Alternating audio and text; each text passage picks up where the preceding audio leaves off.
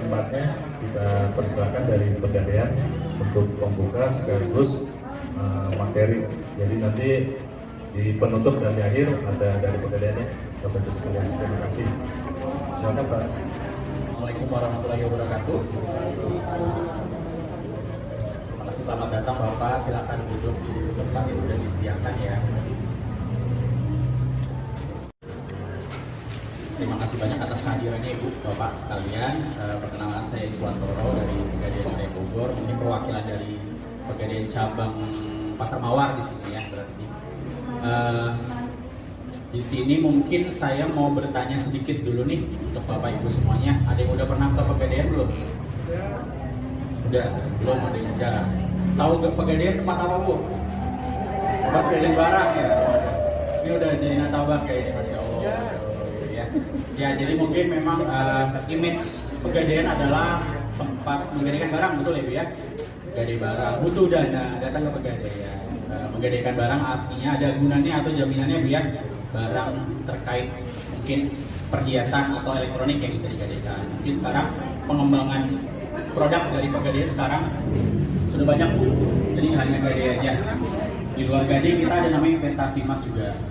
Ada juga pembelian kendaraan bermotor. Ada juga pendaftaran haji, kemudian haji. Banyak lah ragam macam rupanya sekarang tuh produk yang dari Pegadaian. Ada juga terkait pinjaman juga dengan jaminan BPKB. Nah ini yang produk paling terbaru yang dimiliki oleh Pegadaian adalah KUR, kredit usaha rakyat. Mungkin di sini Bapak dan Ibu pelaku usaha UMKM di bidang apa ya rata-rata?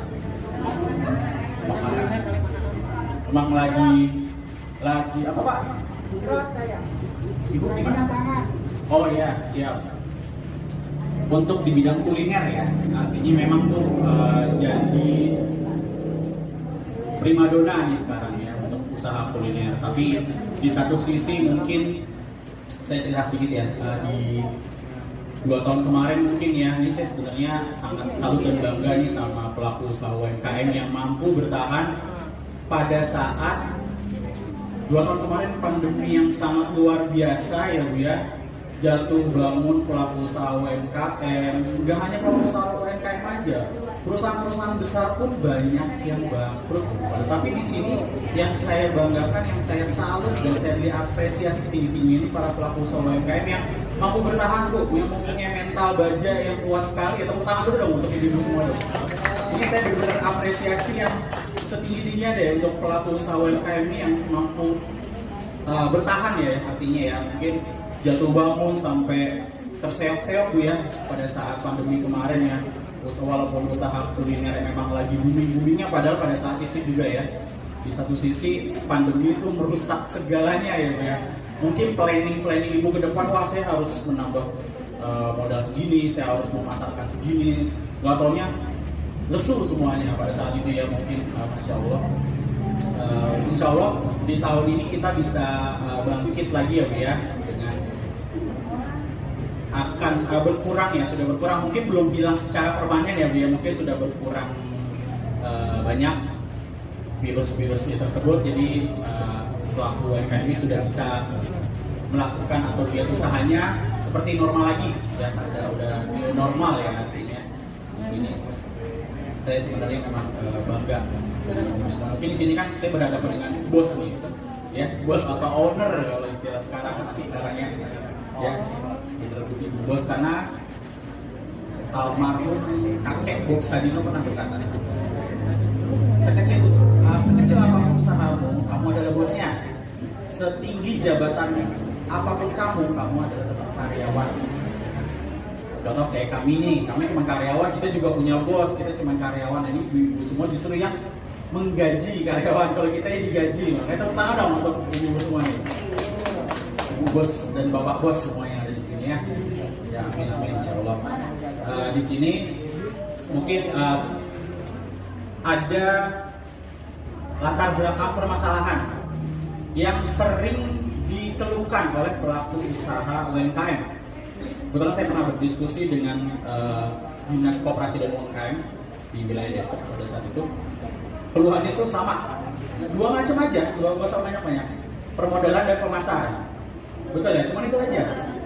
Itu terus yang selalu diskusikan sama dinas koperasi pada saat itu ya.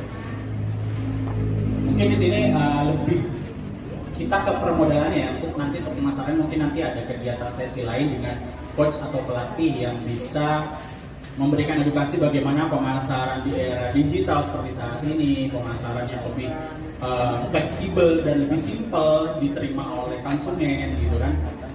Mungkin ada pelatihan-pelatihannya lagi ya. Jadi di sini akan dijelaskan sedikit terkait permodalan KUR syariah.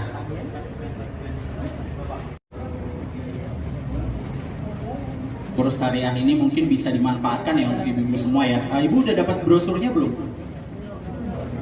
Oke, nanti mungkin ada dikasih brosurnya ya Bu ya. Mas Aji, punten, brosurnya belum dibagiin ya? Terkait dengan KUR. Oke, saya mau cerita sedikit lagi nih dari tahun 2021, akhir 2021 pada saat itu saya dengar cerita ada dari beberapa ketua UMKM di seluruh wilayah Jabodetabek atau seluruh Indonesia pada saat itu ya. Ada namanya pertemuan pada saat itu dengan Pak Presiden Jokowi pada saat itu ya. Jadi dan pada saat itu Pak Presiden pun pernah menyebutkan di tahun 2022 akan ada pembiayaan KUR yang sangat murah, kurang dari 6% setahun. Mungkin di sini ibu-ibu atau bapak sudah pernah merasakan KUR sebelumnya di bank lain? Belum. Ada yang udah pernah, bapak atau ibu? Belum. Nah, perlu diketahui ya, biasanya kalau KUR di bank lain atau BRI lah contoh, biasanya 6% Bu. Pernah dengar ya, KUR 6% setahun. Nah, ini Pak Presiden Jokowi pada saat itu di tahun 2022 akan ada produk KUR yang kurang dari 6%. Bu, pada saat itu masyarakat atau ketua UMKM pada bertanya-tanya, ini nanti di bank mana nih? Ada BNI, ada BRI, ada Mandiri pada saat itu kan. Akhirnya di tahun 2022 rata-rata terus ketua UMKM mungkin sosialisasi dengan anggotanya dan mereka rata-rata pada nanya ke bank, ini mana? Ini udah ada belum nih KUR-nya? Udah ada belum nih KUR-nya? Ternyata pihak bank juga bilang belum ada. Dan alhamdulillah ternyata Pegadaianlah yang dipercaya pada saat itu. Produk ini, KUR ini diturunkan atau produknya diluncurkan pada tahun 2022. Ternyata pemerintah menunjuk langsung, hai Pegadaian, ini luncurin KUR yang kurang dari 6%. Dan alhamdulillah KUR syariah ini yang telah dipercaya kurang dari 6% dan tanpa jaminan. Tepuk tangan dulu dong buat Pegadaian dong. Ya. Dimanfaatkan untuk semua ya. Nah, dan nanti mungkin sini semua kan bisa memanfaatkan ini, jangan sampai gua amit-amit ya.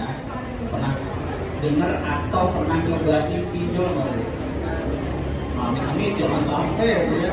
Atau KUR-nya itu udah otomatis tersistem ada warningnya atau terkunci, Bu. Mohon maaf nih, ini karena regulasi dari pemerintah, bukan maunya Pegadaian.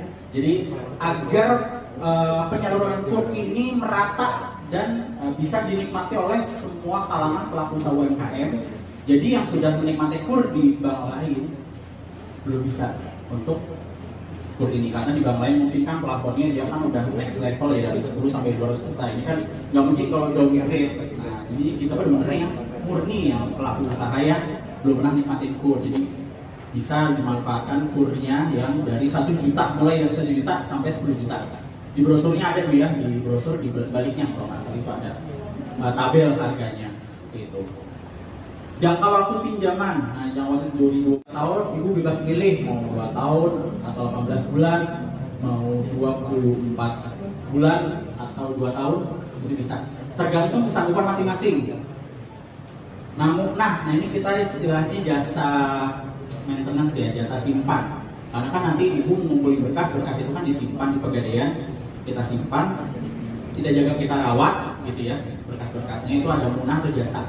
Jadi insya Allah ini tanpa bunga-bungaan yang terhindar dari riba, karena kita sudah syariat akadnya itu syariat Islam ya. Dua Bu, bayangkan murah banget, tanpa jaminan lagi.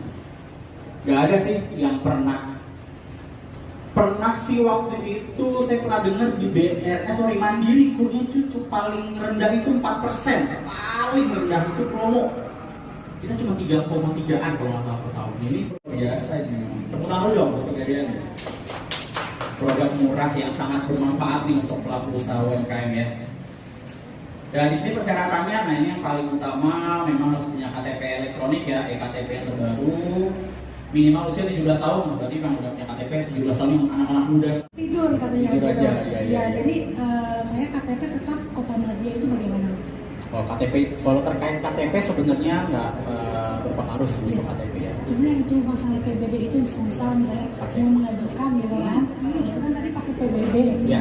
Karena memang sudah balik nama tapi atas nama kakak saya yang masih alamat kabupaten tapi memang sudah milik kita gitu. Itu bagaimana? Oke, terkait PBB yang mungkin bisa dibantu sama ada Bang Jo, Bang Ray, ada Bang Jo nggak? Ya, terkait ini ya nanti kita akan undang tim analisnya mungkin bisa jawab.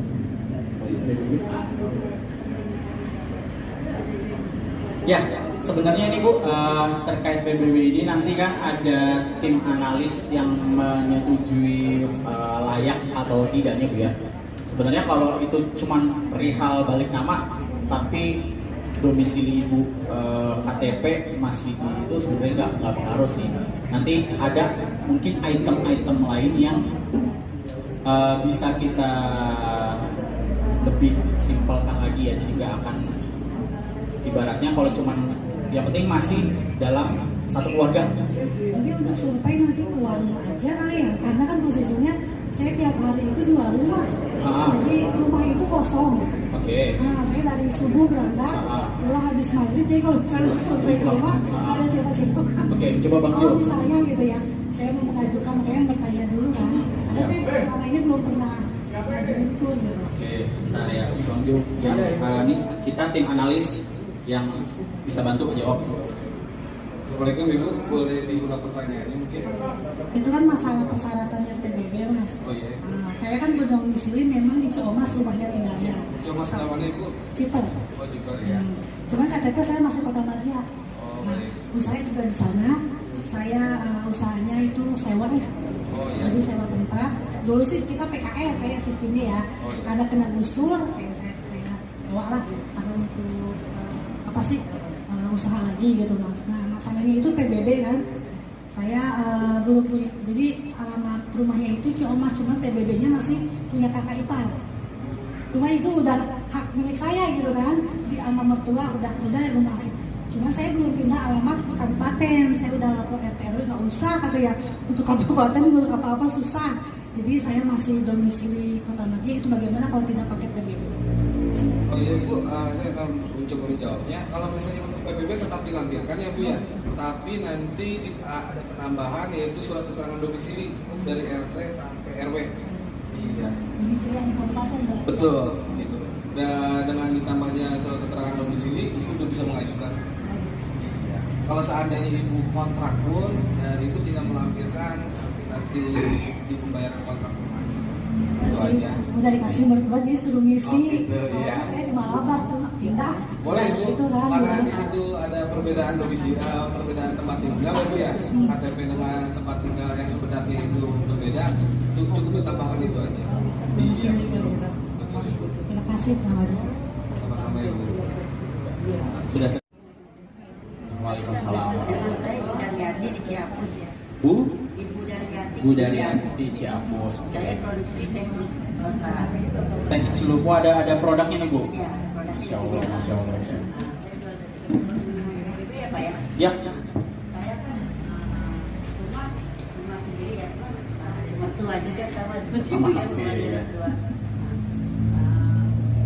Cuma belum atas nama saya gitu. Bisa nggak kira-kira PBB-nya dan Ya seperti tadi ya, bisa aja karena memang kan itu udah turun temurun dari orang tua mungkin ya, dan belum balik. Maksudnya ibu pun yang menempati rumah itu bukan dari orang lain tapi melainkan dari keluarga sendiri, itu bisa. Nanti mungkin walaupun belum balik nama, saya bilang tadi yang penting Ibu sudah rajin setiap tahun sekali kan bayar, pasti kan ada buktinya. Mungkin nanti perlu domisili juga nggak Bang Dio kayak gitu? Kebetulan Perlu. KTP-nya kabupaten. Oh nggak perlu. Jadi langsung aja Bu, karena memang seperti saya bilang tadi, yang penting ada Ibu sudah rutin bayar setiap tahun sekali. Nanti yang lain-lainnya nanti akan dengan tim analisnya mungkin nanti akan dicarikan solusi lain lah. Tapi itu nggak apa-apa, yang penting nanti dilangkirin aja. Penting Ibu udah tempat tinggal itu udah lama. Oh iya, sudah. Gitu ya. Kan sampai. Yes, betul. Terima kasih banyak Pak. Ya, terima kasih Ibu Daryati. Mungkin ada berapa pertanyaan?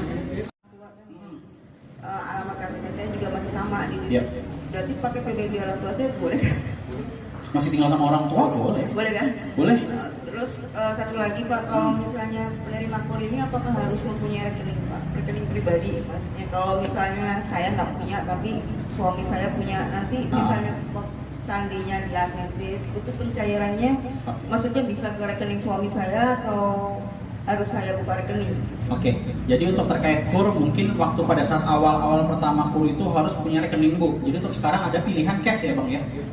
Jadi ada pilihan nanti, jadi nanti tinggal bilang ke petugas di outlet, Mbak, saya mau terima cash aja misalnya. Jadi sebetulnya saya lagi punya rekening, tapi ini dikembalikan lagi ke Ibu. Takutnya kalau Ibu bawa uang 10 juta kemana-mana kan ngeri ya. Atau ditransfer ke tadi atas nama suami aja, boleh ya?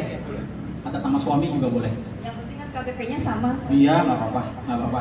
Jadi nanti ada dua pilihan, mau cash. Kalau Ibu cash ada pendamping atau yang jaga Ibu sampai pulang bawa uangnya dijagain, nggak masalah. Tapi kalau Ibu khawatir, yang nanti atas nama suami aja, nomor rekeningnya penting Ibu catat, disimpan ya. Jadi pada saat di outlet Ibu nggak bingung nelpon, mana nomor rekeningnya berapa? Ya, dan dari gitu biar nggak prosesnya nggak terlalu lama, seperti itu aja ya. Makasih Pak. Ya, terima kasih sama-sama. Bicara tentang sama minuman instan ya. Iya siap. Seandainya saya pinjam, tapi bukan buat produk itu, bukan modal buat renov rumah, boleh tidak? Ya. Iya. Ini masalah Ibu jujur ya, tepuk tangan dong udah Ibu dong.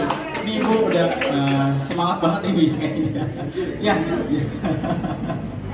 Karena memang untuk saat ini kejujuran itu yang sebenarnya agak sulit ya, tapi ini Ibu benar-benar jujur banget ya. Tapi nggak apa-apa, ini bagian dari kejujuran, artinya berarti Ibu punya karakter yang bagus nih sebenarnya. Salah satu kriteria karakter yang disukai oleh Pegadaian dengan kejujuran.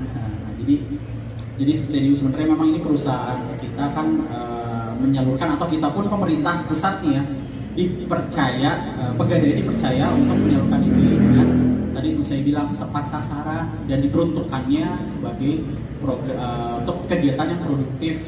Jadi punten, mohon maaf nih Bu, jangan sampai diperuntukkannya untuk kegiatan-kegiatan yang di luar produktif. Tapi kalau memang misalnya dari 10 juta buat renovnya separuh, mungkin masih bisa lah ya, dikit-dikit Bu ya. Jangan semuanya. Misalnya cuma 3 juta buat renov, sisanya tetap buat usaha. Itu Ibu bisa memilah-milah atau bisa mensiasati lah Bu.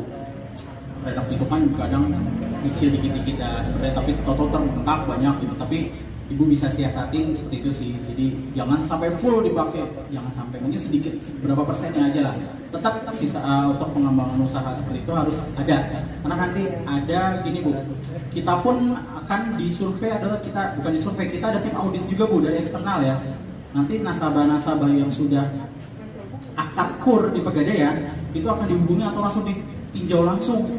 Bener nggak prosesnya? Ada usahanya bener nggak? Pertama tuh dilihat usahanya dulu, yang pertama tim survei dari eksternal atau dari luar. Dari Pegadaian alurnya bener nggak? Tadi ditanya ada jaminannya enggak? Ini uang Ibu yang sudah cair peruntukannya bener nggak buat usaha? Nanti Ibu tinggal jawab tim survei atau tim audit dari luar seperti itu. Jadi insya Allah, makanya saya bilang tadi jangan sampai full semuanya Bu ya, kalaupun bisa sedikit dulu aja. Tetap perputaran usaha Ibu kan juga harus ada juga ya di luar renov tadi, karena kan usaha yang saya bilang tadi, usaha ini kan baru mau mulai start bangkit dari keterpurukan yang kemarin Bu. Jadi mudah-mudahan sih sebenarnya ini program ini bisa dimanfaatkan sebaik-baik mungkin. Jangan sampai tadi Bu bukan diselewengkan sih, apa namanya, dimanfaatkan untuk produk, maksudnya untuk kegiatan konsumtif di luar usaha kita. gitu ya. Ya terima kasih sama-sama. Oke, terkait Saya punya tabungan emas, karena baru berapa gram lah. Oke. Tiba-tiba kan ini saya perlu modal kan pasar, sewa meja apa. Jadi kan saya mau menurut uang, tapi harus tambah saldo dari pegadaian dari tabungan emas atau teman yang lain. Oke, siap. Makasih banyak. Jadi untuk produk tabungan emas kita di luar kur dulu nih ya berarti ya. Kalau untuk tabungan emas memang pemanfaatan produk tabungan emas adalah seperti yang Ibu jalankan sekarang. Artinya Ibu lagi butuh kepepet, Ibu sudah ada saldo emasnya 5 gram misalnya, perlu dana. Itu nggak pakai persyaratan kayak gini Bu, udah langsung datang ke outlet aja. Datang ke outlet aja, bawa bukunya, bawa KTP, nanti tinggal cairin Ibu perlunya berapa, atau semuanya langsung mau di buyback atau mau digadai pun bisa. Jadi pemanfaatan buku tabungan emas itu bisa dilakukan di pegadaian. Pertama Ibu buka di pegadaian mana Bu? Saya disurkan. Kan berarti cabang Bogor ya? Iya, Cabang Pasar Bogor. Bogor. Nanti langsung ke sana aja Bu, boleh. Tapi kalau ngambil ke tempat lain bisa pegadaian yang lain. Harus ke cabang langsung ya? Buyback. Di cabang lain bisa? Oh iya, cabang terdekat bisa. Yang penting nomor handphonenya nggak sama sesuai Bu ya, karena nanti ada OTP masuk. Nomor HP nggak pernah diganti. Oke, siap. Bisa di cabang lain, misalnya kalau Ibu suruh kejauhan, Ibu yang terdekat rumah di sini, boleh langsung diambil. Boleh. Nanti minimalnya 1 gram tapi Ibu ya. Jadi misalnya Ibu saldo tadi berapa? Punten? Kan saldo saya kan ada 5 gram. 5 gram, oke boleh. Dan uang karena juta. Boleh. Bisa nanti sesuai dengan harga buyback pada saat itu ya Bu ya. Ya, harga emas pada saat itu. Ya, terima kasih sama-sama Ibu. Oke, sudah ada 5 penanya Ibu ya. Oke, mulai dulu rapat Bu. Siap. Ya.